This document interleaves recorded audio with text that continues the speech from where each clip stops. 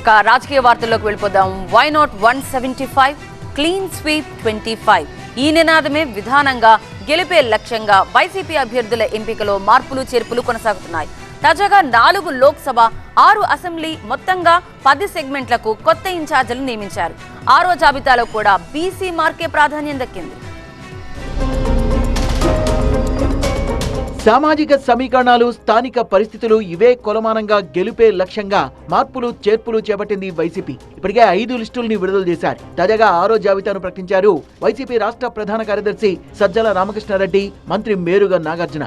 Chittoor MP రెడ్డెప్పను గత జాబితాలో deputy CM Narayanaswamy ప్రాతినిధ్యం వహిస్తోన్న గంగాధర నెల్లూరు అసెంబ్లీ ఇన్ఛార్జిగా ప్రకటించారు. 6వ జాబితాలో మళ్లీ మార్పు చేశారు. రెడ్డెప్పను చిత్తూరు ఎంపీ సెగ్మెంట్ ఇన్ఛార్జిగా, నారాయణస్వామిని జీడీ నెల్లూరు ఇన్ఛార్జిగా నియమించారు. ఆ ఇద్దరికి మళ్లీ ఎవరి స్థానాలు వాళ్లకే దక్కాయి. రాజమండ్రి ఎంపీ స్థానం కొత్త ఇన్ఛార్జిగా డాక్టర్ గూడూరి శ్రీనివాస్ను నియమించారు. సిట్టింగ్ ఎంపీ మార్గాని భరత్ ను ఇదివరకే రాజమండ్రి అర్బన్ అసెంబ్లీ ఇన్ఛార్జిగా నియమించారు. స్వతంత్రం వచ్చిన తర్వాత రాజమండ్రి స్థానాన్ని బీసీలు కేటాయించిన ఏకైక వ్యక్తి జగన్మోహన్ రెడ్డి గారు.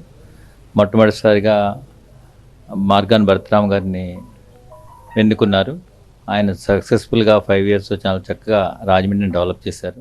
Eminent people, elite people, doctors, advocates, ఇలాంటి వాళ్ళు ఉన్నతమైన చదువులు చదువుకున్న వాళ్ళు పార్లమెంట్లో ఉండాలి. పార్లమెంట్లో ఉండడం వల్ల దానికి ఇంకా మరింత వన్నె తీసుకొస్తారు.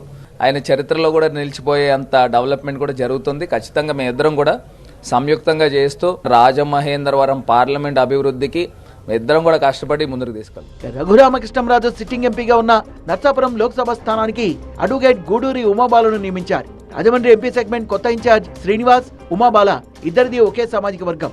కీలకమైన గుంటూరు లోక్సభ స్థానంలో వైసీపీ సీనియర్ నేత ఉమ్మారెడ్డి వెంకటేశ్వర్లు కుమారుడు వెంకట్రమణకు ఇన్ఛార్జిగా బాధ్యతలను అప్పగించారు.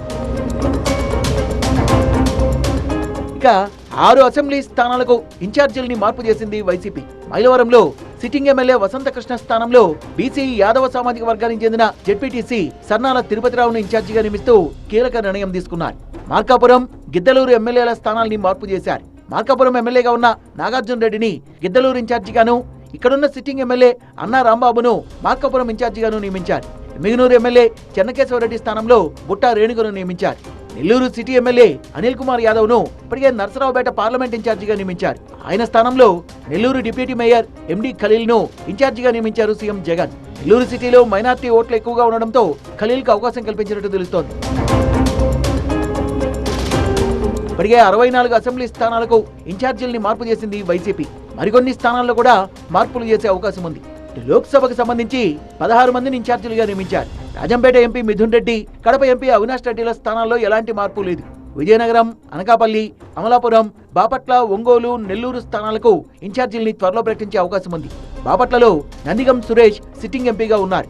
రావుల కిషోర్ బాబు కూడా ఈ స్థానాన్ని ఆశిస్తున్నట్టుగా తెలుస్తోంది. అయితే రాబోయే 7వ జాబితాలో మార్పులు చేర్పులు ఎలా ఉంటాయి అన్నది ఆసక్తికరంగా మారింది.